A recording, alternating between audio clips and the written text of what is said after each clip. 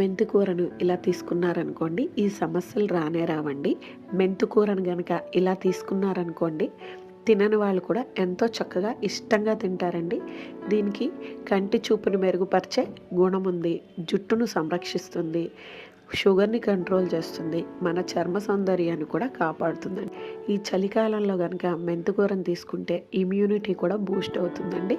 Wait తగ్గాలనుకునే వాళ్ళకి కూడా మెంతికూర బాగా పనిచేస్తుంది. ఎందుకంటే ఇందులో కొంచెం చేదు అనేది ఉంటుంది కదండి. ఆ చేదు అనేది చెడు కొలెస్ట్రాల్ని తగ్గించుకుంటూ వస్తుందండి. నా ఛానల్ కనుక ఫస్ట్ టైం మీరు విజిట్ చేసినట్టయితే వీడియోస్ నచ్చాయనుకోండి లైక్ చేయండి, సబ్స్క్రైబ్ చేసుకోండి, మీ ఫ్రెండ్స్కి ఫ్యామిలీకి షేర్ చేయండి. మీరు ఇచ్చే చిన్న లైక్ నాకు మంచి ఇన్స్పిరేషన్గా ఉంటుందండి. ఫర్దర్గా మంచి వీడియోస్ చేయడానికి కూడా నాకు ఉపయోగపడుతుంది. ఈ వీడియో ఫుల్ లింక్ వచ్చి కింద డిస్క్రిప్షన్లో ఇస్తాను చూడండి. నా ఛానల్ని అయితే సబ్స్క్రైబ్ చేసుకుని నన్ను ఎంకరేజ్ చేయండి. Thank you so much for watching. Please subscribe my channel.